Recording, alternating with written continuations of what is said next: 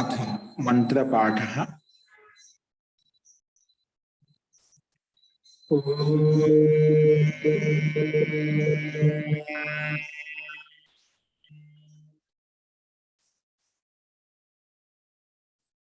सहनाववतु सहनौ भुनक्तु सह वीर्यं करवावहै तेजस्विनावधीतमस्तु मा विद्विषावहै। ओम शांति शांति शांति।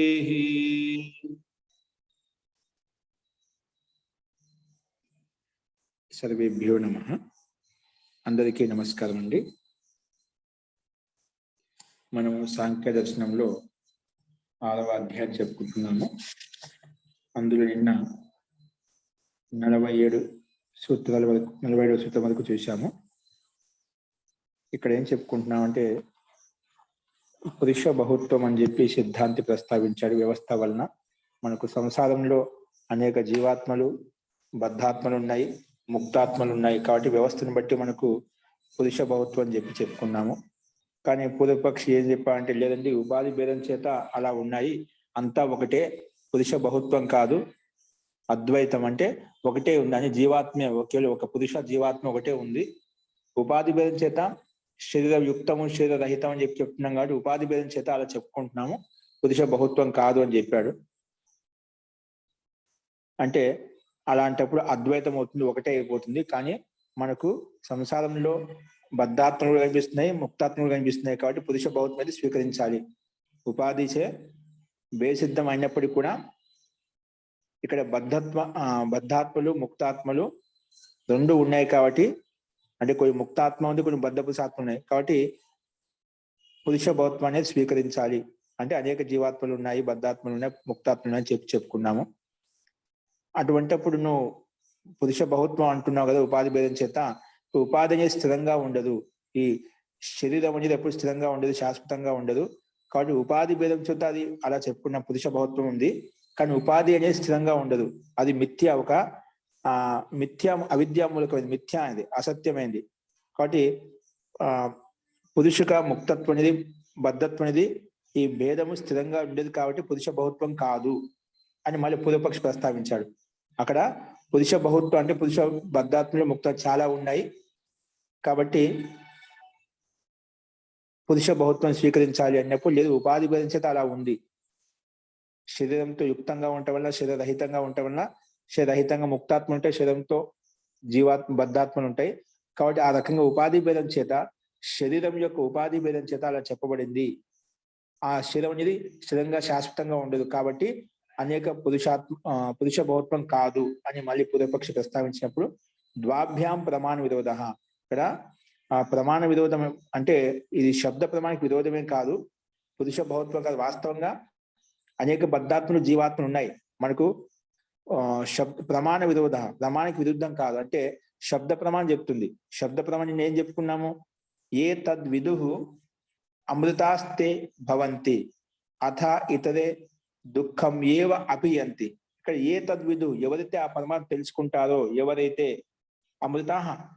అమృతాన్ని మోక్షాన్ని పొందుతారో, తే అమృతా తే భవంతి. ఇక్కడ భవంతిలో బహువచన రూపం ఉన్నమాట. అంటే అనేకంగా ఉన్న, ఇప్పుడు ఒకవేళ ఒకటే జీవాత్మ అయితే, ఒకటే ఎత్తిన ఆత్మ పురుషాత్మ, ఇక్కడ భవంతి ఉండేది కాదు, భవతి ఉండేది అన్నమాట. అలాగే అథ ఇతరే దుఃఖం ఏవ అపియంతి. ఇక దుఃఖంలో అంటే కొన్ని బద్ధాత్మలు దుఃఖాన్నే పొందుతారు, అది అక్కడ బహువచనం ఉన్నమాట. అంటే రెండు చోట్ల బహువచనం ఉందంటే పురుష జీవాత్మ అనేకంగా ఉన్నాయి. కాబట్టి పురుష బహుత్వాన్ని స్వీకరించాలి అని సిద్ధాంతి చెప్పామట. ఒకే జీవాత్మ, పూర్వపక్షి ఒకే జీవాత్మ అంటున్నాడు. కానీ ఒకే జీవాత్మ కాదు, బద్ధాత్మలు ఉన్నాయి, ముక్తాత్మలు కూడా ఉన్నాయి. కాబట్టి రెండు స్వీకరించాలి.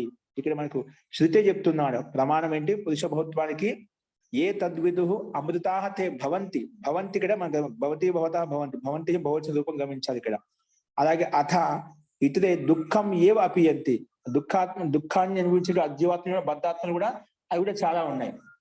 కాబట్టి ఇక్కడ బహువచనం యొక్క రూపాన్ని బట్టి కూడా మనకు స్పష్టమవుతుంది బహుత్వం అనేది స్పష్టంగా సిద్ధమవుతుంది. కాబట్టి అనేక బద్ధాత్మలు ముక్తాత్మలు ఉన్నాయి కాబట్టి పురుష బహుత్వాన్ని స్వీకరించాలి అని సిద్ధాంతి నిన్న ప్రస్తావించాడు. ఇంతవరకు మనం చెప్పుకున్నాము. ఫస్ట్ ఇందులో ఇంతవరకు సందేహం ఉందా?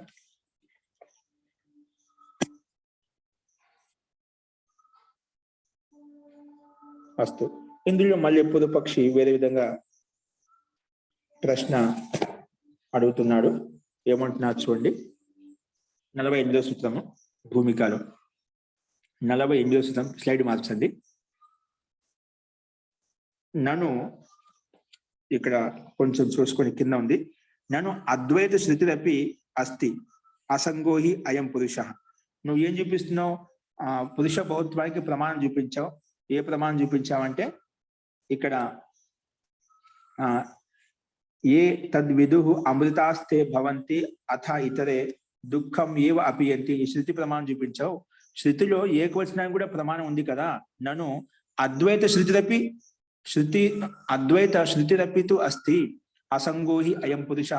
అసంగోహి అయం పురుష. అయం పురుష జీవాత్మ, అసంగ పురుష శబ్దం ఇక్కడ ఏకవచనం ఉంది కదా.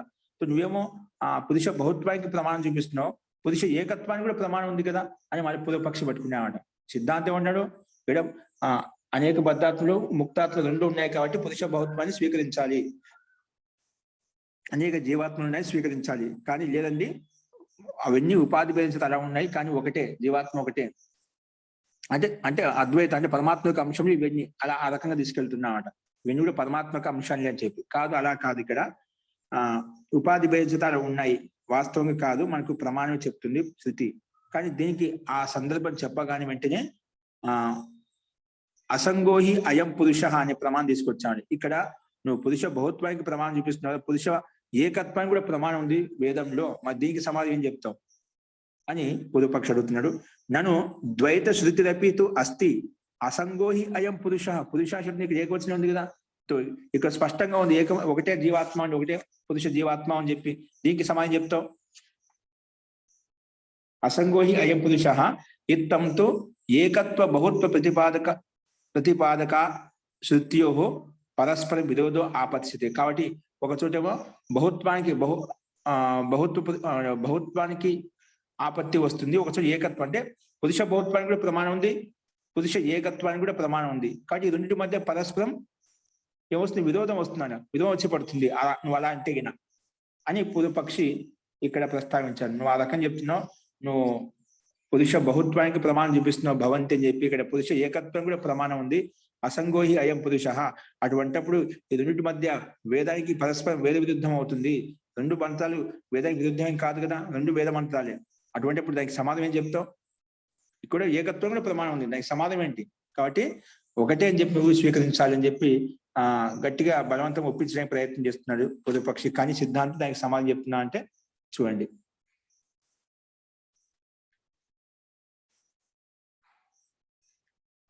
ద్వాభ్యమపి అవిరోధాత్ న పూర్వం చ ఉత్తరం చ సాధక అభావాత్.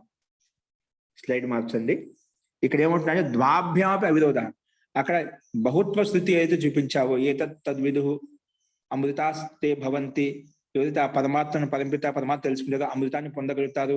ఎవరైతే అమృతాన్ని అంటే ఎవరైతే తెలుసుకోరో వారు దుఃఖం ఏవ అపియంతి, వాళ్ళు ఎవరు తెలుసుకో వారంతా కూడా దుఃఖాన్ని అనుభవిస్తారు అని ఇక్కడ బహువచన శృతి ఏదైతే ఉందో, అసంగోహి అయం పురుష ఏకత్వ శృతి ఏదైతే ఉందో, ఈ రెండు కూడా సాంఖ్య సిద్ధాంతానికి విరోధం కాదు, అవిరోధం. అవి అంటే విరోధం కాదు, ఇవి రెండు విరోధం కాదు, అది అభిప్రాయ భేదం.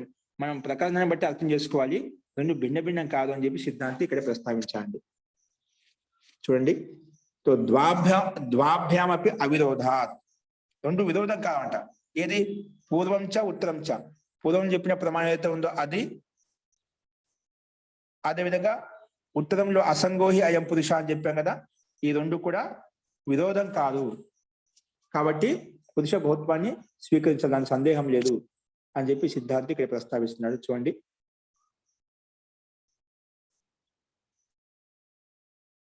ఏంటంటే దీని భాషను చూడండి.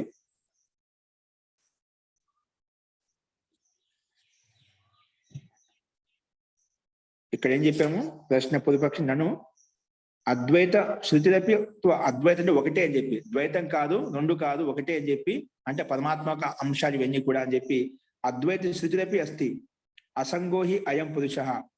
ఇక్కడ ఏకవచనంలో ఉంది. ఇత్తంతో ఏకత్వ బహుత్వ ప్రతిపాదకత్వ శృతయో. ఒకటి ఏకత్వ ప్రతిపాదన ఉంది, బహుత్వ ప్రతిపాదన ఉంది, రెండు ఉన్నాయి. ఇటు పరస్పరం విరోధో ఆపత్తి, రెండు పరస్పరం ఒకదానికొకటి విరుద్ధం అవుతాయి. అంటే దానికి సమానం ఏంటంటే అత్ర ఉచ్యతే ద్వాభ్యామపి అవిరోధాత్. రెండింటి మధ్య విరోధం ఏంటి? ఏం లేట. ద్వాభ్యాం అవిరోధాత్ నా పూర్వం చ ఉత్తరం చ సాధక అభావాత్. సాధక అభావాత్ రెండింటి మధ్య విరోధం అంటే ఏం లేదు. పురుషత్వానికి అంటే బహుత్వ ప్రతిపాదన శృతి ప్రమాణానికి, ఏకత్వ చెప్పేటువంటి శృతి ప్రమాణానికి పరస్పరం ఒకదానికి విరుద్ధం అంటూ లేదు. ఇది సాధక అభావం, ఇది సాధకం కాదు. అది చూడండి, భాషను చూడండి. ద్వాభ్యామపి అవిరోధ అంటే పురుష ఏకత్వ బహుత్వ ప్రతిపాదకత్వ శృతిభ్యాం సాంఖ్య సిద్ధాంతస్య అవిరోధ ఏవ అస్తి. మన సాంఖ్య సిద్ధాంతం ప్రకారంగా పూర్వంలో చెప్పేటువంటి పూర్వం చెప్పేటువంటి శృతి ప్రమాణం ఏదో భవంతి అని చెప్పి చెప్పామో, ఏ తద్విదు అమృతాహ తే భవంతి అని చెప్పి ఇక్కడ అసంగోహి అయం పురుష, ఈ రెండు ఏవైతే శృతి చెప్పామో సాంఖ్య సిద్ధాంతస్య అవిరోధ ఏవ అస్తి. సాంఖ్య సిద్ధాంతంగా કોઈ విరోధం అంటూ ఏం లేదు. తత్ర ఏకత్వ శృతే జాతిపరత్వం. అక్కడ ఏకత్వం అసంగోహి అయం పురుష అని చెప్పి ఏకవచనం ఏదైతే ఉందో అది జాతిపరంగా తీసుకుంది. జాతిలో మొత్తం ఇప్పుడు పురుషత్వం అంటే పురుష జాతి మొత్తం వచ్చేస్తున్నాం అన్నమాట. పశు పక్షి జాతి కాకుండా పురుష జాతి మొత్తం తీసుకుంటాం. అలాగే పురుష అనగానే జాతి తీసుకోబడుతుంది. ఇక్కడ తత్ర ఏకత్వ శృతే జాతిపరత్వం, జాతి సమూహం తీసుకోబడుతుంది. సో జాతిత్వాద్ ఉక్త జాతిత్వాద్ ఉక్త పూర్వత్వాత్ అంటే జాతిత్వాత్ జాతిపరంగా వస్తుంది చెప్పి మనం పూర్వంలో చెప్పుకున్నాడు. పూర్వత్వాత్ అసంగోహి అయం పురుష. అత్ర జాతి పరత్వం ఏకవచనం. ఇక జాతిపరంగా అంటే జాతిలో ఏకవచనం, సమూహంలో జాత్యాఖ్యం ఏకస్మిన్ అన్యత్రస్యాం ప్రకారంగా జాతిలో ఏకవచనం మనం తీసుకుంటామట. అంటే జాతిలో ఏకవచనం తీసుకోబడుతున్నాడ. సో అలా కూడా మనకు వ్యాకరణ దృష్టి చూస్తున్న ఏకత్వాన్ని ద్యోతకం అవుతుంది. కాబట్టి ఇక్కడ జాతి పరంగా తీసుకోబడింది కాబట్టి అక్కడ పురుష బహుత్వమే స్వీకరించబడుతుంది. పురుషం ఒకటే అని చెప్పి స్వీకరించబడదు. కాబట్టి ఇక్కడ జాతి పరత్వం ఏకవచనం తీసుకోబడింది. అలాగే ఈ రెండోది ఏంటి? నా అద్వైత శృతి విరోధో జాతి పరత్వాద్. ఇంత ముందుకు చెప్పిన 1వ అధ్యాయంలో మనం నా అద్వైత శృతి విరోధో జాతి పరత్వాద్. నా అద్వైత శృతి విరోధ జాతి పరత్వాత్ అని చెప్పి అక్కడ కూడా మనం చెప్పుకున్నాం. ఉక్తం హి పూర్వం. ఇది కూడా ఇక్కడ జాతి పరంగా తీసుకోబడింది కానీ అద్వైతానికి విరుద్ధమేం కాదు. ఇక్కడ అంటే ద్వైతమే అంటే ఆ పురుష బహుత్వమే తీసుకోవాలి, ఏకత్వం కాదు, ఇక్కడ బహుత్వమే తీసుకోవాలి అని చెప్పి సిద్ధాంతి చెప్పాడు. అది ముందు కూడా చెప్పుకున్నాం మనం. కాబట్టి తథా బహుత్వ శృతేర్ వ్యక్తిపరత్వ అంటే బహుత్వ శృతి అనేది అయితే వ్యక్తిపరంగా ప్రత్యేక వ్యక్తిలో తీసుకోబడుతుంది. కాబట్టి వ్యక్తిపరత్వ పురుష బహుత్వం వస్తే అందుకే పురుష బహుత్వాన్ని స్వీకరించాలి. అనేక జీవాత్మలు అనేక బద్ధాత్మలు ఉన్నాయని చెప్పి స్వీకరించాలి. కాబట్టి తస్మాత్ పూర్వం ఉత్తరం చ నా సాధక అభావాత్. ఈ పురుషత్వము ఉత్తర సూత్రము ఇది ఏకత్వాన్ని సిద్ధింపజేయడానికి సాధకం కాదు, అభావం, సాధక అభావం. ఇది సాధకం కాదు, అంటే సాధనం కాదు. అందుకే నా అన్యత పురుష బహుత్వ కల్పన దోషో యథా ఉపాదిత పూర్వ దోషో ఉక్త. నా అన్యత పురుష బహుత్వ కల్పనాత్ ఏష అంటే యథా ఉపాదిత పూర్వోక్త దోష చెప్పామంటే ఇక్కడ ఒకవేళ ఇది సాధకం అని చెప్పామనుకోండి, పూర్వోక్త దోషం మళ్ళీ ఇక్కడ వచ్చే పడుతుంది, ఆపత్సతి అంటే ఇక్కడ ఆ దోషం వచ్చేస్తుంది అన్నమాట. ఏది? పురుష బహుత్వ కల్పనాత్ ఏష యథా ఉపాదిత పురుష దోష ఉక్త. ఉపాధి కారణంగా ఈ దోషం వచ్చింది చెప్పేదా, ఆ దోషం ఇక్కడ మళ్ళీ ఆ దోషం ఇక్కడ కూడా వస్తుంది అన్నమాట. అంటే ఉపాధి కారణంగా ఈ దోషం రెండు అని పురుష బహుత్వం చెప్పుకుంటున్నాము. వాస్తవంగా ఉపాధి స్థిరంగా ఉండదు, ఆ దోషం ఇక్కడ మళ్ళీ వస్తుంది. ముందు చెప్పిన కదా ఉపాధిత అది రెండు అని బహుత్వం చెప్పుకుంటున్నాము, రెండే ఇక్కడ. మామూలుగా అయితే ఒకటే, కానీ ఉపాధి కారణంగా రెండు అని చెప్పుకుంటున్నాం, అంటే పురుష బహుత్వం చెప్పుకుంటున్నాము. ఇది వాస్తవం కానీ పూర్వపక్ష ప్రస్తావించా అది దోషం మళ్ళీ ఇక్కడ వస్తుంది. అంటే ఇక్కడ ప్రమాణం ఏదైతే శృతి ప్రమాణం చూపిస్తున్నామో అది కేవలం జాతిపరంగా తీసుకోవాలి. నువ్వు అలా తీసుకోకపోతేనా అలాంటి దోషం మళ్ళీ కూడా అదే సందర్భం వస్తుంది. కాబట్టి పురుష బహుత్వాన్ని స్వీకరించాలి. కాబట్టి నాచ ఉత్తర దోషో ప్రమాణ విరోధో భవతి.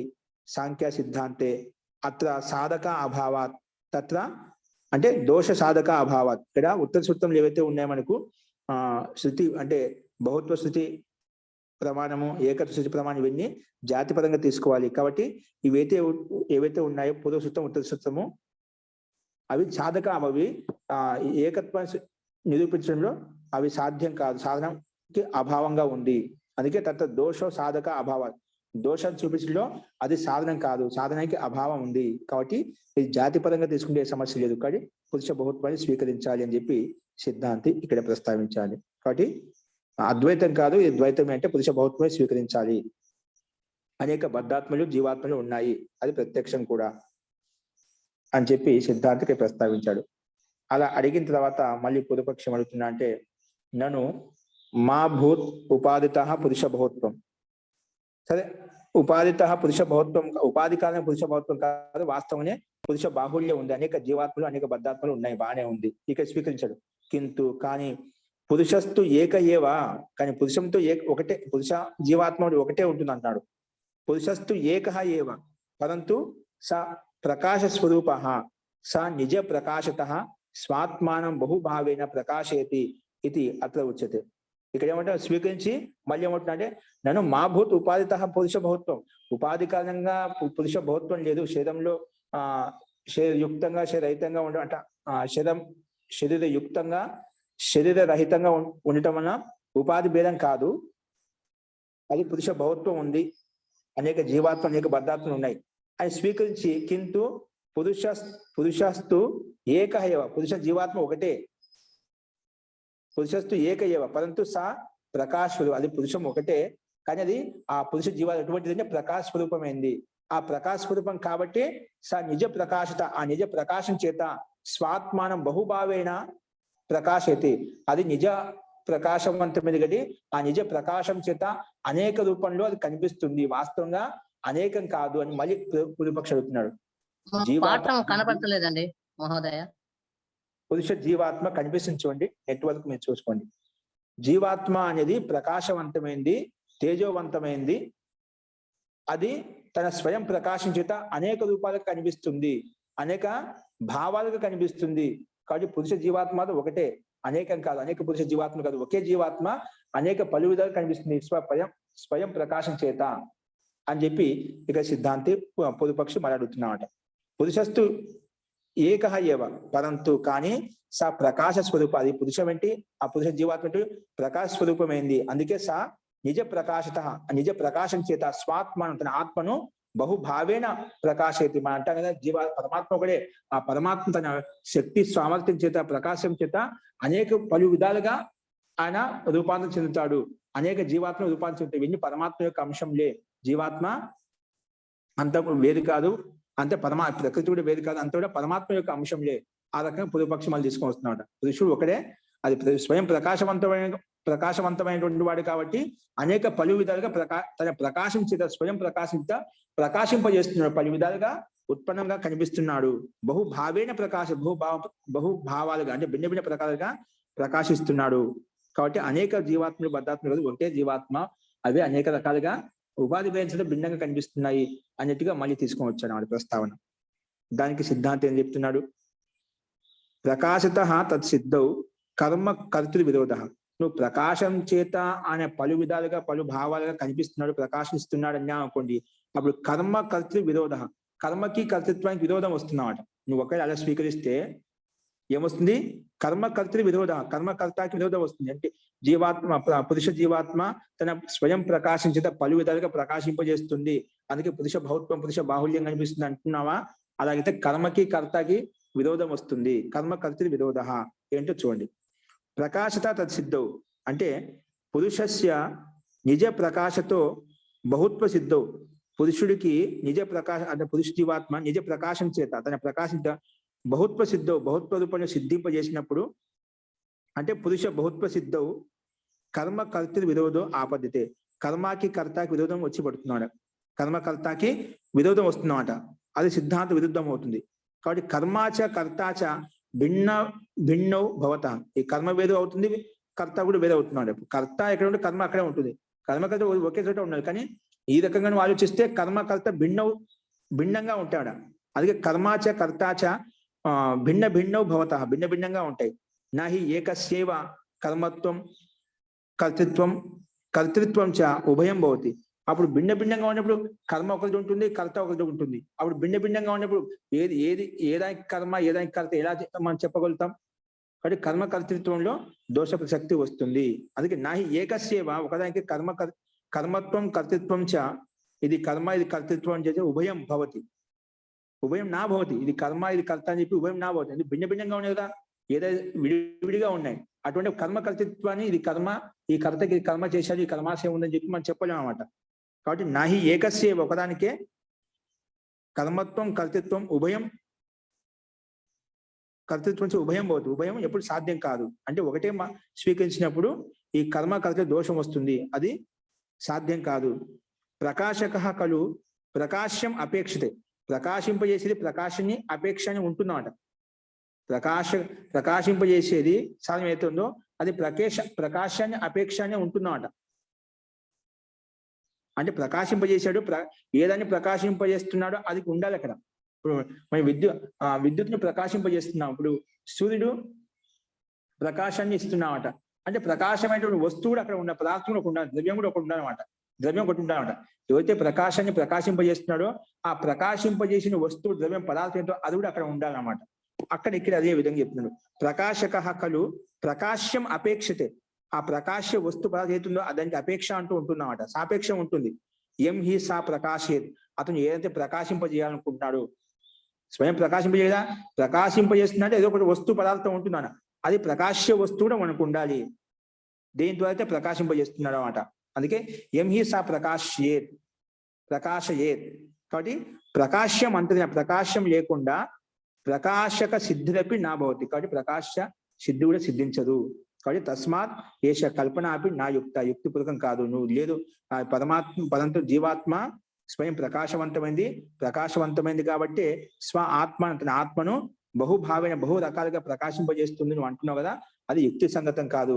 ఆ కర్మకి కర్తకి విరోధం వస్తుంది అని చెప్పి సిద్ధాంతి ఇక్కడే ప్రస్తావించారన్నమాట. ఎందుకంటే ప్రకాశకం ఉందంటే ఆ ప్రకాశ వస్తువు ఉండాలి, ప్రకాశింపజేసేవాడు అంటే ఆ ప్రకాశింపజేసేవాడు ఏం ప్రకాశింపజేస్తున్నావు, ఆ ప్రకాశ వస్తువు కూడా ఉంటేనే అప్పుడు అది సాధ్యం అవుతుంది. కాబట్టి రెండు ఉండాలి. కాబట్టి కర్మకర్తకి విరోధం వస్తుంది. కాబట్టి నువ్వు చేసిన ఆ జీవాత్మ తన ప్రకాశం చేత బహుభావాలుగా ప్రకాశింపజేస్తున్నది యుక్తి సంగతం కాదు అని చెప్పి సిద్ధాంతి ప్రస్తావించాడు.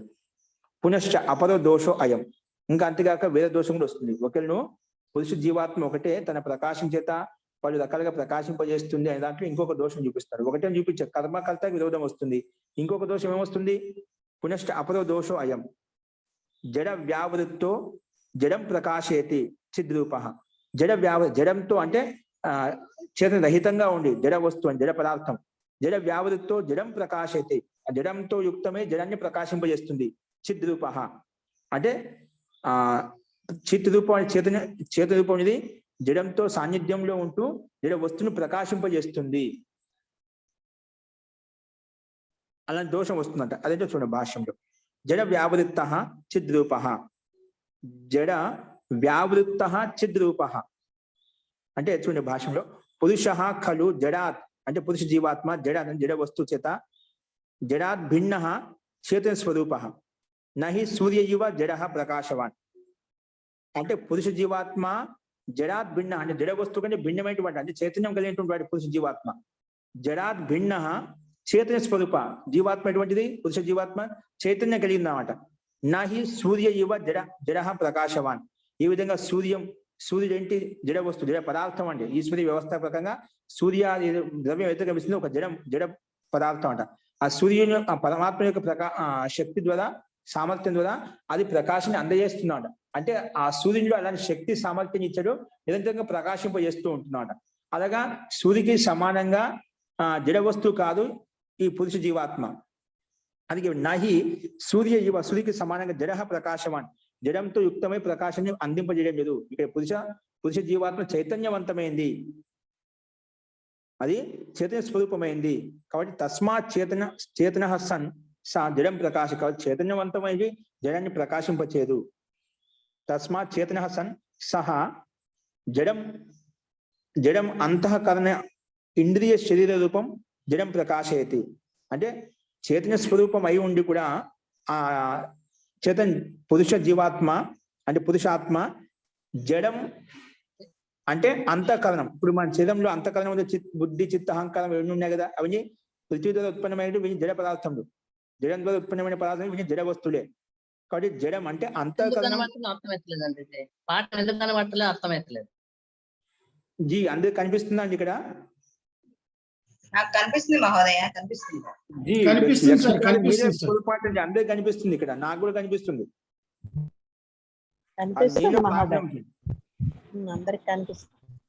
అస్తు.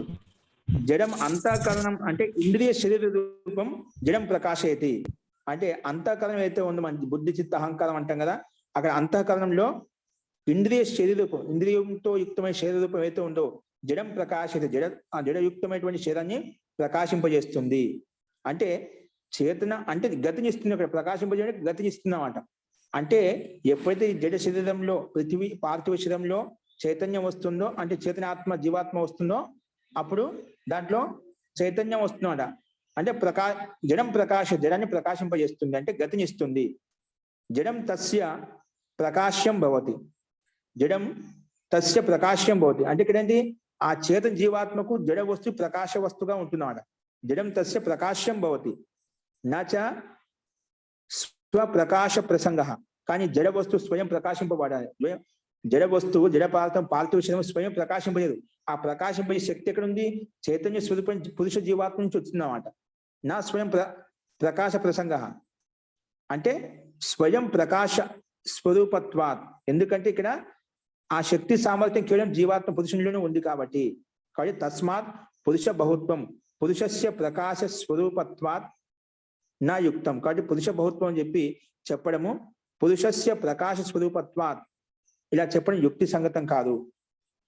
అంటే స్వయం జీవ చైతన్యం ఏ విధంగా ప్రకాశవంతమైనది అది అని ఆ జడ వస్తువును ప్రకాశింపజేస్తుంది. ఇక్కడ కూడా ఈ స్వయం జీవాత్మ ప్రకాశవంతమైంది కాబట్టి ఆ స్వాత్మనం బహుభావైన అనేక రకాల ప్రకాశింపజేస్తుంది అని చెప్పి సిద్ధాంతి ఇక్కడ కూడా ఈ రకంగా చూపించాలి. ఇలా చేస్తూ ఇది దోష ప్రసక్తి వస్తుంది. కాబట్టి పురుష బహుత్వం అంటే పురుషస్య ప్రకాశ స్వరూపత్వాత్ నా యుక్తం. ఈ ప్రకాశ స్వరూపం చేత పురుష బహుత్వం వచ్చింది చెప్పడము అది యుక్తి సంగతం కాదు అని చెప్పి ఇక్కడ సిద్ధాంతి ప్రస్తావించాడు. మరి దానికి సమాధానం ఇంకో రకంగా ఇక్కడ చెప్తున్నామట. కాబట్టి చూడండి ఇక్కడ యద్యేవం పురుష ప్రకాశ స్వరూప, సరే ఒకవేళ పురుష ప్రకాశ స్వరూప అనుకున్న పురుష ప్రకాశ స్వరూపమే. యది ఏవం పురుష ప్రకాశ స్వరూప నా సూర్య ఇవ, సూర్యుడికి సమానంగా అంటే సూర్యుడికి ఏ విధంగా ప్రకాశ స్వరూపం ఉందో ప్రకాశించే శక్తి ఉందో అలాగా జీవాత్మ యొక్క ప్రకాశం కాదు, అది నిరంతర చైతన్యవంతమైంది. అక్కడ సూర్యు యొక్క ప్రకాశం ఎంతవరకు సృష్టికాలం వరకు అలాగే ఉంటుంది ప్రకాశం, తర్వాత అది స్థిరంగా ఉండదు, అస్థిరంగా ఉంటుందన్నమాట. అంటే ఉపాధి నష్టం అవుతుందన్నమాట. ఉపాధి నష్టం కాగానే ఆ ప్రకాశం కూడా నష్టం అవుతుంది. కాబట్టి ఉపాధి భరించేదా దాంట్లో వచ్చిందన్నమాట. కాబట్టి అది స్థిరంగా ఉండదు. అందుకే ఇక్కడ చెప్తున్నాడు యది ఏం పురుష ప్రకాశ స్వరూప నా సూర్య హివ. అందుకే ముందు చెప్పారు ఇది సూర్యుడికి సమానంగా పురుష ప్రకాశం కాదు, ఈ చైతన్యంలో ఉండే ప్రకాశం.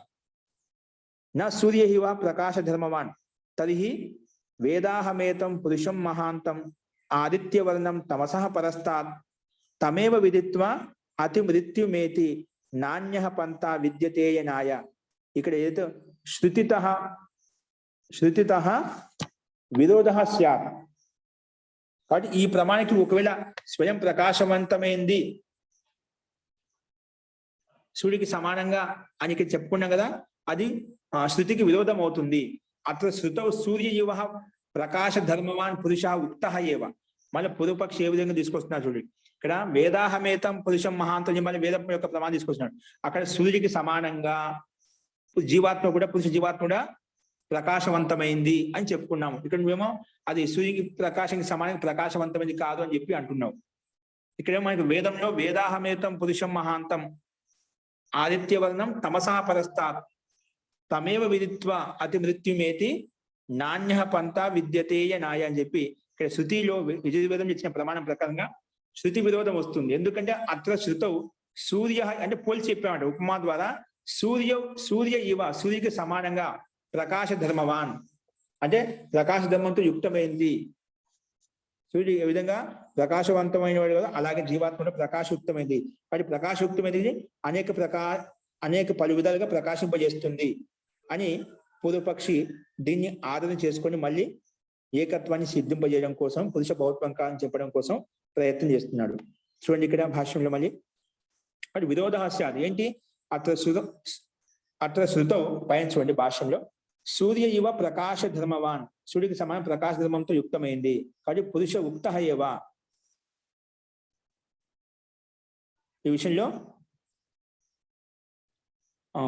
ప్రకాశ ధర్మవాన్ పురుష ఈ రకంగా ఈ వేదమంత్రం చెప్పబడింది అన్నమాట.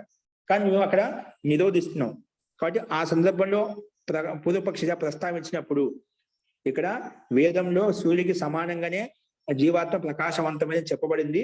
ఇలాగా నువ్వేమో సూర్యుడికి సమానంగా జీవాత్మ కాదని చెప్పావు, అది యుక్తి సంగతం కాదని చెప్పి పూర్వపక్షి అడిగినప్పుడు దానికి సిద్ధాంతి సమానం చెప్తున్నాడు. నా శృతి విరోధ, ఇది శృతి విరోధం కాదండి. ఇది అక్కడ చెప్పింది అది ఎవరి కోసం చెప్పాము, అది రాగి అంటే రాగయుక్తమైనటువంటి సాంసారిక బద్ధాత్మల కోసం అలా చెప్పామంట. నా శృతి విరోధ రాగినాం వైరాగ్యాయ తత్సిద్ధి. రాగి వ్యక్తులు సాంసారంలో పట్ల రాగయుక్తంగా ఉన్న ఎవరైతే ఉన్నదో వారి పట్ల వైరాగ్యం కోసం అది చెప్పబడింది అన్నమాట. అందుకే నా శృతి విరోధో రాగినాం వైరాగ్యాయ, వైరాగ్యం కోసం తత్సిద్ధి, అది సిద్ధింపజేశాము, అది చెప్పబడింది. రాగినాం వైరాగ్యాయ తత్సిద్ధి. చూడండి భాషలో శృతి విరోధం నాస్తి. శృతి వేదం యొక్క విరుద్ధం కాదు. పైన చెప్పేది వేదాహమేతం పురుష మహాంతంలో సూర్యుడికి సమానంగా ప్రకాశవంతమైన పురుష జీవాత్మ అని చెప్పి అది శృతి విరోధం కాదు. శృతౌ రాగినాం జనానం అంటే రాగయుక్తమైన జనుల కోసం, మనుషుల కోసం, వైరాగ్యాయ వైరాగ్యం కోసము, రాగినాం జనానం వైరాగ్యం కోసము అంటే సంసారాత్ వైరాగ్య ఉత్పాదన, సంసారం నుండి వైరాగ్యం ఉత్పన్నం చేయడం కోసం, ఈ సంసారాన్ని తొలగించడం కోసం, అంటే సంసారం పట్ల వైరాగ్యం ఉత్పన్నం కోసము సూర్య ఇవ ప్రకాశవాన్ పరమ పురుష పరమాత్మ సూచిత. అక్కడ సామాన్య వ్యక్తులకు, సామాన్య ప్రజలకు ఇక్కడ సంసారం పట్ల విరక్తి వైరాగ్యపడం కలగడం కోసము సూర్యుడికి అంటే లోకంలో ఉండే వ్యక్తికి లౌకిక ఉదాహరణ ఇచ్చి చూపించాలన్నమాట. అందుకే సూర్య ఇవ ప్రకాశవాన్ పరమ పురుష పరమాత్మ అని చెప్పుకున్నాం. అక్కడ సూర్యుడికి సమానంగానే ఆ పరమ పురుషు పరమాత్మ ప్రకాశవంతమైన అని చెప్పి అక్కడ చెప్పబడింది. అది ఎవరికి చెప్పింది? రాగినాం జనానం, రాగయుక్తమైన జనుల కోసం వైరాగ్యాన్ని ఉత్పన్నం చేయడం కోసమే అలా చెప్పబడింది. సూర్య ఇవ ప్రకాశవాన్ పరమ పురుష అంటే పరమాత్మ సూచిత, అలా సూచించబడింది. కానీ తద్భిన్న సంసారశ్చ, తద్భిన్నమే సంసారశ్చ తమో రూప. ఈ సంసారం అంతా ఏంటి? తమో గుణంతో యుక్తమైనది. ఈ సంసారం అంతా వాస్తవంగా తమోమయం అంటే రజోగుణమైనది, తమోమయ ఆధిక్యం అంటే ప్రాబల్యం, తమో యుక్తమైనది అన్నమాట. తమో రూప, తమో రూపాత్ సంసారాత్ స్యాత్ వైరాగ్యం. కాబట్టి తమోయుక్తమైన ఈ ప్రకృతి నుండి, తమో గుణంతో యుక్తమైన ఈ సంసారం నుండి, బ్రహ్మాండం నుండి వైరాగ్యం సంసారాత్ స్యాత్ వైరాగ్యం, ఈ సంసారం వైరాగ్యం కలగడం కోసమే రాగిన అంటే రాగయుక్తమైన మనుషులకు ఈ సంసారం వైరాగ్యం కలగడం కోసమే అక్కడ అలా సూచించబడింది. వాస్తవంగా పరమ పురుష ఆదిత్య ఇవ ప్రకాశవాన్ యుక్త, ప్రకాశవాన్ ఉక్త తమేవ జాత్వా మృత్యుం అతిక్రామ్య అమృతత్వం ప్రాప్నోతి. ఇది లక్ష్యమపి వైరాగ్యస్య నిర్దిష్టం. ఇక్కడ ఏదో పరంపిత పరమాత్మ తెలుసుకునే తమేవ విదిత్వ అతి మృత్యుమేతి, మృత్యు యొక్క దుఃఖాన్ని మనం తొలగించుకోవచ్చు. ఇది కూడా ప్రకాశవంత పరం పురుషుడైనటువంటి ప్రకాశవంతమైనటువంటి లక్ష్యాన్ని పెట్టుకొని, అంటే వైరాగ్య సిద్ధి కోసమే, సంసారం పట్ల తమోయుక్తమైనటువంటి ప్రకృతి పట్ల వైరాగ్యం కోసం అలా చెప్పబడింది. ఈ మృత్యు యొక్క దుఃఖాన్ని అతిక్రమించాలి అంటే ఆ ప్రకాశవంతమైన పరమాత్మని తెలుసుకున్నప్పుడే, సూర్యుడికి సమానమైన పరమాత్మని తెలుసుకున్నప్పుడే మనము ఈ దుఃఖం నుంచి దూరం కాగలుగుతాము, మృత్యు యొక్క దుఃఖం నుంచి అతిక్రమాన్ని పొందగలుగుతాము అని ఇక్కడ చెప్పబడింది అన్నమాట. కాబట్టి తమేవ జాత్వ మృత్యుం అతిక్రమ్య మృత్యుని అతిక్రమించి అమృతత్వాన్ని ప్రాప్నోతి, అమృతత్వాన్ని పొందగలుగుతాడు, అంటే మోక్ష రూపాన్ని పొందగలుగుతాడు, ఆనంద రూపాన్ని పొందగలుగుతాడు. ఇది లక్ష్యమపి వైరాగ్యస్య నిర్దిష్టం. ఇది లక్ష్యం కూడా ఏదైతే చెప్పబడిందో వైరాగ్యం దృష్టి పెట్టుకొని నిర్దిష్టించబడింది అని చెప్పి ఇక్కడ చెప్పాడు. కాబట్టి అతః పరమ పురుషస్య ప్రకాశవత్వ కథన సిద్ధి శృతౌ నా స్వతః పురుష బహుత్వ ప్రకాశనాయ. కాబట్టి అక్కడ ఏదో పరమ పురుష పరమ ప్రకాశవంతమైన కథని సిద్ధి ఏదో చెప్పామో అది శృతిలో నా స్వతః పురుష బహుత్వ ప్రకాశన, పురుష బహుత్వ ప్రకాశనం కాదు అని చెప్పి సిద్ధాంతికి ప్రస్తావించాడు. కింద విజ్ఞాని భిక్షు భాష్యే సూత్రమిదం ఆప్రాసంగికం కల్పనాయం సూత్ర శైల్య విపరీతం యోజితం తత్ నా సమ్యక్. ఇక్కడ ఈ విషయంలో ఈ సూత్రంలో కూడా విజ్ఞాని భిక్షు భాష్యంలో కూడా ఈ సూత్రానికి అర్థం ఏదైతే ఉందో దానికి అన్యత కల్పించి సూత్ర శైలికి భిన్నంగా విపరీతంగా యోజించి ఆయన రాశాడు. అది కూడా అది సిద్ధాంతానికి అనుకూలంగా తత్ నా సమ్యక్, అది సమ్యక్ అంటే మంచి యుక్తి సంగతం కాదు అని చెప్పి విజ్ఞాని భిక్షు భాషని కొంచెం బ్రహ్మమునిజీ సంకేతించాడు, ఉల్లేఖించాడు. అది యుక్తి సంగతం కాదు. కాబట్టి మొత్తానికి పరమ పురుషస్య ప్రకాశవత్వ కథన సిద్ధి ఏదైతే ఉందో అది శృతిలో వేదంలో నా స్వతః పురుష బహుత్వ ప్రకాశనాయ, పురుష బహుత్వ ప్రకాశనం కోసం కాదు అని చెప్పి ఇక్కడ సిద్ధాంతి ప్రస్తావించాడు.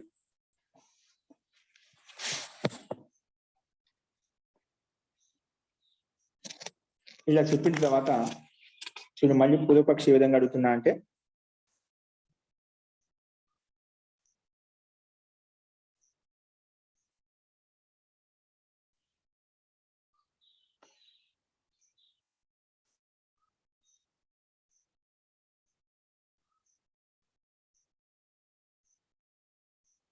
ఇక్కడ పరమ పురుషుడు ప్రకాశం అంటే పరంపిత పరమాత్మ అంటే పరమాత్మ యొక్క స్వరూప ప్రకాశవాన్ కావటం వలన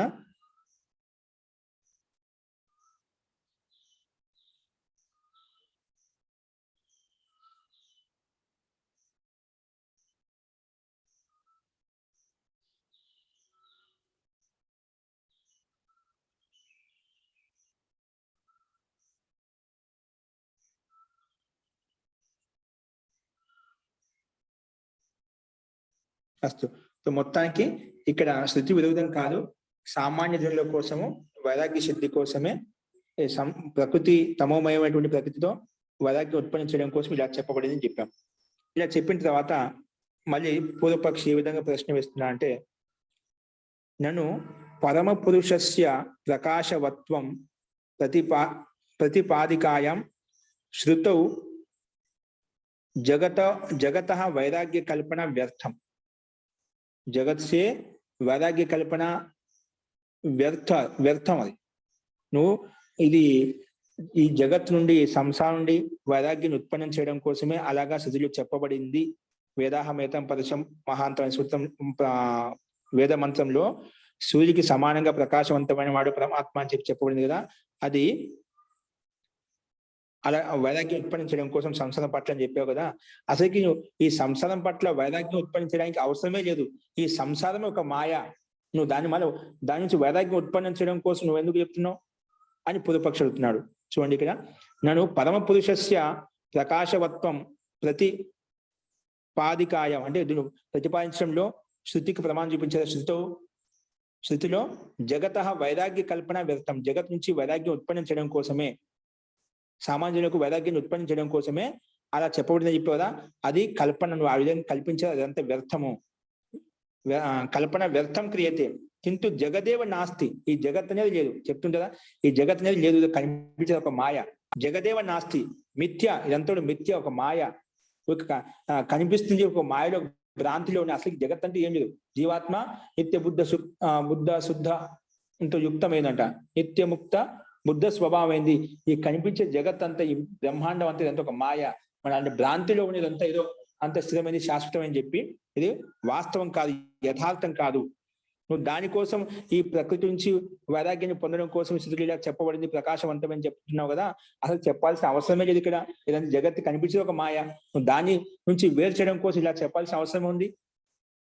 జగదేవ నాస్తి, ఇదంతా మిథ్య కలు. జగత్ ఎలాగంటే జగత్ స్వప్నవత్ మాయావత్ వా. ఇది స్వప్న విధంగా మాయా ఉంటుందో, మన స్వప్నలో నిద్రావస్థ విధంగా మాయ, అది అంత ప్రత్యక్షంగా అన్ని అనుభూతిని పొందినట్టు ఉంటుంది, కానీ లేచి చూస్తే అంత మాయ. అలాగే ఇది కూడా ఒక మాయ. జగత్వత్ మాయా, స్వప్నవత్ మాయా. కాబట్టి జగత్ స్వప్నవత్ అంటే మాయావత్, మాయకు సమానంగా నిరర్థకం. కాబట్టి వైరాగ్య సంపాదనం ఇది వైరాగ్య సంపాదన కూడా ఇలాగ సృష్టిలో చెప్పబడింది, సూర్యుడికి సమానంగా చెప్పి ఇదంతా అవసరం లేదు, వ్యర్థము. అసలు జగత్తే లేదు, జగత్తు లేనప్పుడు జగత్ నుంచి వైరాగ్యాన్ని పొందడం కోసమే ఇలాగ చెప్పబడింది, కథనం వ్యర్థం అవుతుంది. కానీ జగత్తే లేదు, ఇదంతా ఒక మాయ, కనిపించేది స్వప్నవత్తు, ఇది ఒక మాయాకి సమానమైంది అని చెప్పి పూర్వపక్షి ఇక్కడ ప్రస్తావించాడు. దానికి సిద్ధాంతి ఏ సమాజం చెప్పినాడు, జగత్ సత్యత్వం, ఈ జగత్ సత్యత్వం, ఇది మాయ కాదు, ఈ జగత్ సత్యమైంది, యథార్థమైందే, ఇది మాయ కాదు. ఎందుకు? జగత్ సత్యత్వం అదుష్ట కారణ జన్యత్వ, నీకు ఏదైతే మాయ అనుకుంటున్నావు, ఏదైతే స్వప్నవత్ అంటున్నావు, అది అదుష్ట కారణ జన్యత్వ, అదుష్టమైనటువంటి దుష్ట సాధనల ద్వారా నీకు అలా అనిపిస్తుంది. అదుష్ట కారణ జన్యత్వ బాధక అభావాత్, బాధక అభావాత్, వాస్తవం బాధకం కాదు, ఇది మాయ కాదు, ఈ సృష్టి యథార్థంగా వాస్తవికంగా ఉంది అని సిద్ధాంతి చెప్తున్నాడు. ఈ జగత్ సత్యత్వం, ఇది సత్యమైందన్నమాట. ఇది మళ్ళా అదుష్టకరణ, దుష్ట కరణాలు ఏవైతే ఉన్నాయో నీ శరీరంలో దోషయుక్త కారణంగా నీకు అలా మాయ కనిపిస్తుంది, మిథ్య కనిపిస్తుంది, యథార్థంగా అనుకుంటున్నావు, వాస్తవంగా ఈ సృష్టి జగత్తు ఉంది. బాధక అభావ, దీన్ని బాధించడానికి ఖండించడానికి నీకు ఏది ప్రమాణం లేదు నీ దగ్గర. ఈ జగత్తు మాయా అనేది, ఈ జగత్తు మిథ్య అంటున్నావు కదా, ఇదంతా మాయా రూపం అంటున్నాదా, అలా బాధించడానికి నీ దగ్గర ఏ ప్రమాణం లేదు. బాధక అభావ, బాధించేటువంటి ప్రమాణం కానీ ఒక దృష్టాంతం కానీ యుక్తి కానీ ఏం లేదు నీ దగ్గర. చూడు ఎలాగ చెప్తున్నా ఇక్కడ, జగత్ సత్యత్వం సిద్ధాంతం చెప్పినాడు, నువ్వు పూర్వపక్షముడు ఈ జగత్ అంటే మాయ, ఈ మాయ నుంచి అసలు లేని దానికోసం నువ్వు దీన్ని తొలగించడం కోసం, వైరాగ్యం ఉత్పన్నించడం కోసం ఇది వేదమంతం చెప్తుందో ప్రకాశవంతమని చెప్పి అది అవసరమే లేదు. జగత సత్యత్వం అస్తి, సిద్ధాంతం చెప్పినాడు ఈ జగత్ సత్యత్వం యథార్థమైంది, వాస్తవికమైంది. జగత్ సత్యత్వం అస్తి నా మిథ్యాత్వం, ఇది మిథ్యా కాదు, మాయ కాదు. ఎలాగంటే స్వప్నవత్ ఇది మాయ కాదు, స్వప్న విధంగా మాయ స్థిరంగా శాశ్వతంగా ఉండదో అలాగే మాయ కాదు, స్వప్నవత్ నా మాయ. కాబట్టి నా మిథ్యాత్వం స్వప్నకి సమానంగా, తథా అలాగే నా మాయావత్, మాయకు సమానం కూడా అది మాయకు సమానం, మిథ్య కాదు ఇది అంటే యథార్థమే. నా మాయావత్ శృతి శుక్తికాయం, ఇంకోటి చెప్పాడు, నా మాయవత్ శుక్తికాయం రజతవత్. శుక్తి అంటే ఒక సీప్ ఉంటుంది కదా సముద్రంలో, అవి అది మనకు ఏమంటే మోతి అంటే పూసలు ఉంటాయి కదా, మోతి మాల, మోతి యొక్క మాల, అవి దాంట్లో అది కొన్ని ముత్యం. ఆ ముత్యంలో కొన్ని ఏముంటాయంటే అది బాగా వర్ణ అంటే రజత వర్ణంలో ఉంటుంది, బాగా కొన్నిట్లో ముత్యం ఎలా ఉంటుంది రజత వర్ణం ఉంటుంది. దాన్ని చూసి ఏదో బంగారం అనుకుంటాం ఒకేసారి, దాని వర్ణం చూసి ముత్యం అలా ఉంటుంది, అది బంగారం నిజంగా వాస్తవం బంగారం అంటాం. అంటే సీపులో ఆ ముత్యానికి సమానంగా ఒక వాస్తవం కాదు, మాయ అనమాట. అలా దానికి సమానం కాదు, దాన్ని పోల్చి చెప్తున్నమాట. సీపులు అంటే శుక్తికాయం రజతవర్ణంతో ఉన్నటువంటి ముత్యం అయితే ఉందో దానికి సమానంగా.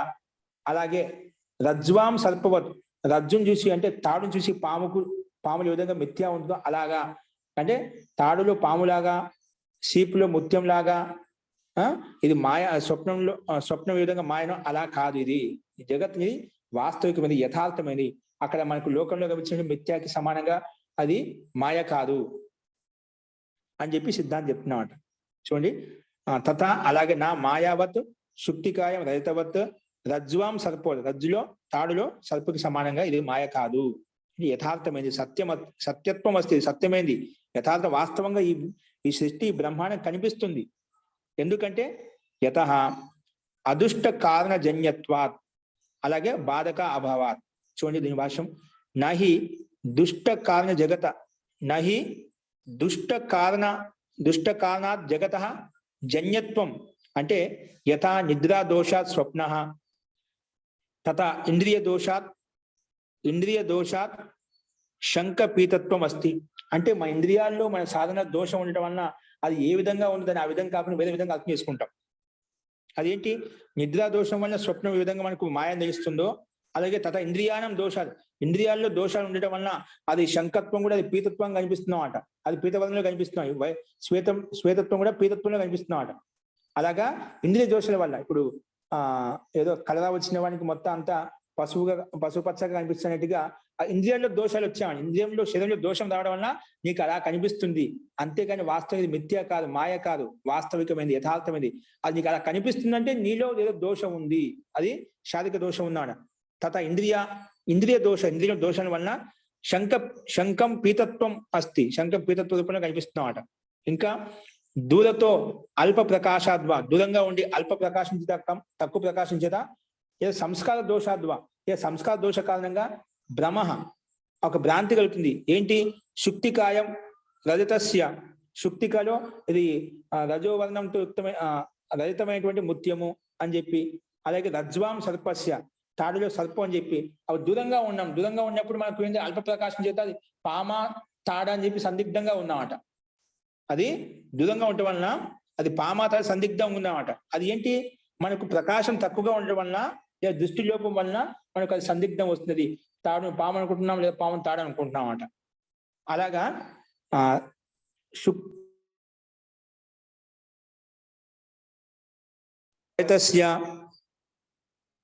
రజ్వాం సర్పస్, రజ్జులో పాముకి సమానంగా, అపితు అలాగే సూర్య చంద్రమసౌ ధాత యథాపూర్వం అకల్పయత్, ఇక్కడ దీనికి సమానంగా చెప్పాం అని చెప్పి ఇంకోటి చెప్తున్నాడు. ఇవన్నీ అలాగా కాదు, మాయ కాదు. సిపిలో ముత్యానికి సమానంగా, తాడులో సర్పానికి సమానంగా, పాముకి సమానంగా అది మాయ కాదు, యథార్థమైంది. అది మన దృష్టిలోపం కారణంగా అలా కనిపిస్తుంది. ఇంకోటి అపితు, అంతేకాకుండా సూర్య చంద్రమసౌ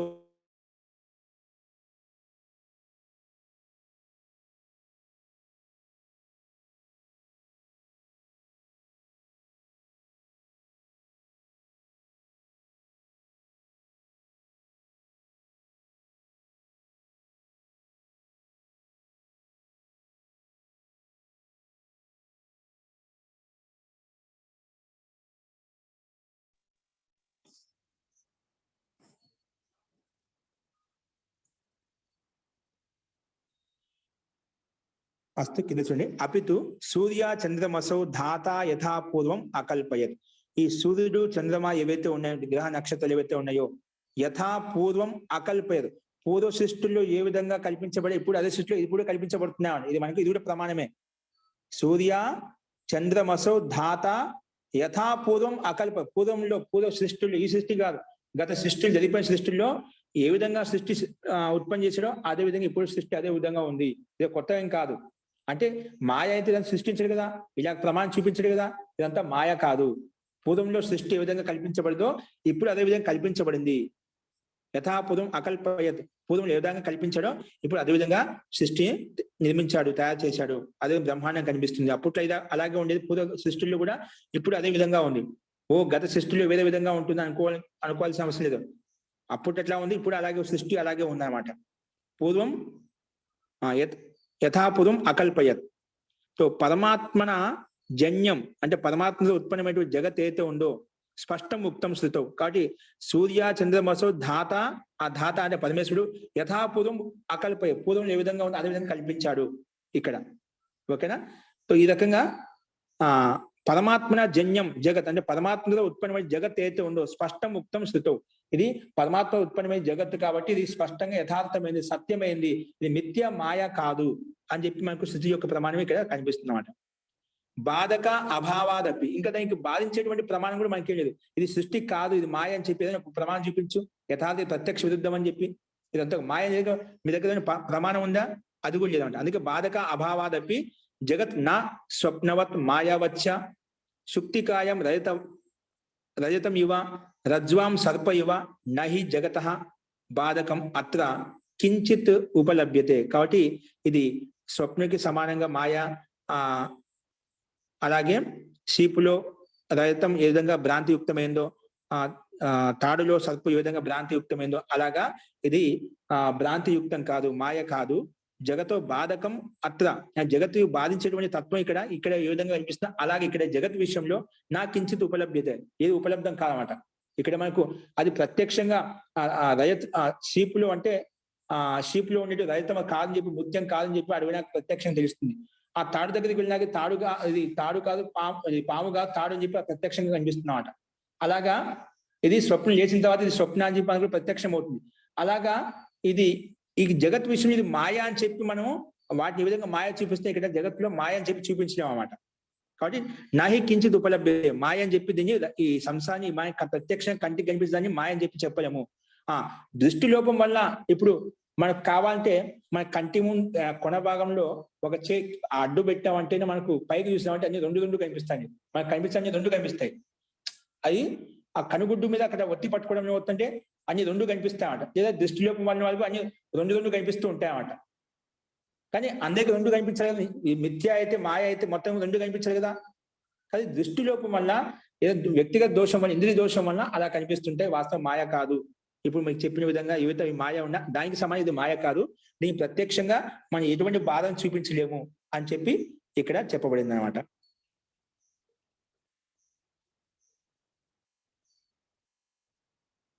అస్తు. అందుకే బాధక అభావాద బాధకం అనేది ఏది లేదు కాబట్టి అభావం ఉంది కాబట్టి జగత్ నా స్వప్నం జగత్ అనేది ఈ స్వప్నకి సమానంగా మాయకి సమానంగా శుక్తిలో ముత్యానికి లలిత ముత్యానికి సమానంగా తాడులో పాముకి సమానంగా కాదు. నహి జగత్ బాధకం అత్ర కించిత్ ఉపలబ్ధే. ఇక జగత్ను విషయంలో బాధను కలిగించేటువంటి తత్వం ద్రవ్యం కానీ ప్రమాణం కానీ ఏది లేదు, ఉపలబ్ధం కాదు. నా ఉపలభ్యతే యథా ఎలాగంటే స్వప్న వస్తునో బాధకం జాగరణం. స్వప్నావస్థ ఇది మిథ్య అని చెప్పి ఎప్పుడో తెలుస్తుంది. స్వప్నావస్థ నుంచి మనకు నిజంగా ఏదో ప్రపంచం ఎక్కడో వెళ్ళిపోతూ ఉంటాం. కానీ జాగరణం ఎప్పుడైతే లేచి కూర్చుంటే ఇదంతా స్వప్న అని చెప్పి ఇదంతా మాయ అని చెప్పి మళ్ళీ అప్పుడు లేచిన తర్వాత అదంతా మాయ అని చెప్పి తెలుస్తుంది. అలాగా యథా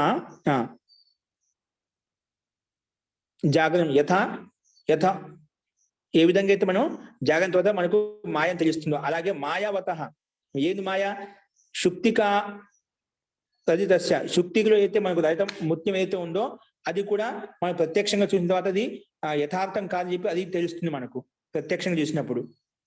అలాగే రజ్జు సర్పస్య అదే విషయాన్ని చెప్పాడు. రజ్జు సర్పస్య అలాగే రజ్జులో తాడులో మనం దగ్గరికి వెళ్ళిన తర్వాత ఆ ప్రకాశం చేత ప్రకాశం వేసిన తర్వాత ఏమవుతుంది మనకు అది యథార్థంగా అది తాడు అని చెప్పి తెలుస్తున్నాం. ఈ రకంగా బాధకం ఆవరణ ద్రవ్య విచ్ఛేద బాధకం ఆవరణ ద్రవ్య విచ్ఛేద అంటే సావధానాత్ దృష్టి ప్రకాశశ్చ భవతి.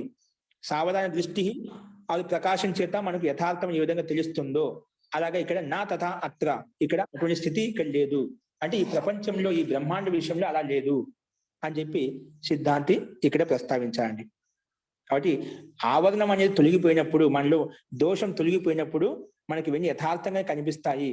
అక్కడ ముందు చెప్పిన మాయ స్వప్నానికి సమానంగా మాయ ఏవైతే ఉన్న సీపులో రజత ముత్యానికి మాయ ఈ విధంగా ఉందో అలా మనకు ప్రత్యక్ష బాధక తత్వాలు ఏవి లేవు ఈ జగత్ విషయంలో. కాబట్టి నా తథా అత్ర కాబట్టి జగత్ ప్రత్యక్షాది ప్రమాణై ఉపలభ్యతే. ఈ జగత్ని ప్రత్యక్ష ప్రమాణంతో ప్రత్యక్ష ప్రమాణం కావచ్చు, శబ్ద ప్రమాణం కావచ్చు, అనుమాన ప్రమాణం కావచ్చు, ఈ ప్రమాణం ద్వారా ప్రత్యక్షం కనిపిస్తుంది. మాయ అని చెప్పడానికి లేదు.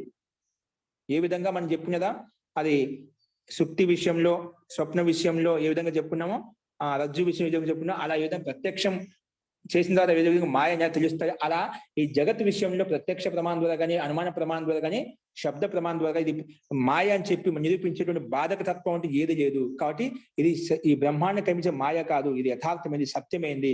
అందుకే పూర్వజన్మ పరమాత్మ ఈ విధాత పూర్వంలో ఏ విధంగా సృష్టించాడు ఇప్పుడు అదే విధంగా సృష్టిస్తున్నాడు అని చెప్పి సిద్ధాంతి యథాపూర్వం అకల్పయత్. సూర్య చంద్రమ పూర్వంలో సృష్టిలో ఏ విధంగా సూర్యుడు ఇప్పుడున్న సూర్యుడు చంద్రుడు ఎలా ఉన్నదో అలాగే పూర్వ కల్పాల్లో కూడా పూర్వ సృష్టిలో కూడా ఇదే విధంగా ఉన్నదో అదే విధంగా నిర్మించారు కూడా. కాబట్టి ఇది మాయ అయితే ఇలాంటి మనకు కథనం కనిపించేది కాదు, ప్రమాణం ఉండేది కాదు. కాబట్టి ఇది యథార్థమైంది. జగత్తు ప్రత్యక్షాది ప్రమాణై ఉపలభ్యతే. ఈ ప్రత్యక్షది ప్రమాణ చేత ఉపలబ్ధం అవుతుంది అని చెప్పి సిద్ధాంతి ప్రస్తావించండి. అస్తు ఈ రకంగా చెప్పబడింది.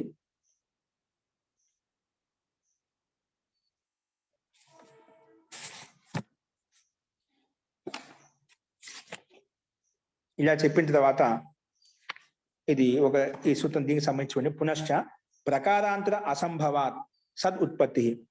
ప్రకారాంతర అసంభవాత్ 53 సూత్రం చూడండి. పునశ్చ ఇది విషయంలో ప్రకారాంతర అసంభవాత్ సద్ ఉత్పత్తి. ప్రకారాంతరం కూడా వేరే ప్రకారం సంభవం అది ఉద్భవించదు కాబట్టి సత్ అంటే సత్తాకి జగత్తుకి ఉత్పత్తి మనకు ప్రత్యక్షంగా కనిపిస్తుంది. చూడండి భాషల్లో జగత ఉత్పత్తి విషయ జగత్ యొక్క ఉత్పత్తి విషయంలో ప్రథమాధ్యాయే ప్రథమాధ్యాయంలో ఉక్తాంతర ప్రథమ అధ్యాయ ఉక్త ప్రకారాంతరాణం నిరాకృతత్వాత్. ప్రకారాంతరాన అంటే వేరే ప్రకారాలకు నిరాకరించబడినమాట. అంటే వేరే అని ఈ జగత్తుకు ఉత్పత్తి విషయంలో ప్రథమాధ్యాయ ఉక్త ప్రకారాంతరాణం నిరాకృతత్వాత్ సదుత్పత్తి అంటే సత్ ఏవ అనభివ్యక్తి రూపేణ విద్యమానస్యైవ జగతః ఉత్పత్తి అంటే అభివ్యక్తి భవతి. తస్మాదపి జగతః మిథ్యాత్వం మాయాత్వం వా నా. అందుకే జగత్తుని మిథ్యాత్వం మాయాత్వం అనేది లేదు అని చెప్పి ఇక సిద్ధాంతం ప్రస్తావించాడు. అంటే మొదటి అధ్యాయంలో ప్రకారాంత అంటే ఈ జగత్తు ఉత్పన్నం కావడానికి ప్రక్రియ చెప్పున్నాను. ఏం చెప్పినాం? మూల ప్రకృతి నుండి సత్వగుణము, రజోగుణము, తమోగుణం యొక్క సామ్యావస్థ ప్రకృతి అని చెప్పాం కదా. ఆ ప్రకృతి వల్ల ఏమైనా పడుతుంది? అహంకారం, మహాతత్వం ఉత్పన్నం అవుతుంది. మహాతత్వం నుంచి అహంకారం, అహంకారం నుంచి తన్మాత్రలు, తన్మాత్ర నుంచి ఉభయేంద్రియాలు, తర్వాత పంచభూతాలు. ఇవన్నీ ఒక ప్రక్రియ చెప్పుకున్నాడు.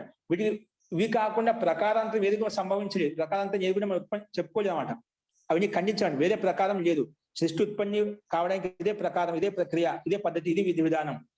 దీనికి అలాగే వేరే ప్రకారం అంటే ఏం చెప్పుకోలేమాట. కాబట్టి అన్ని కూడా ఖండించామాట.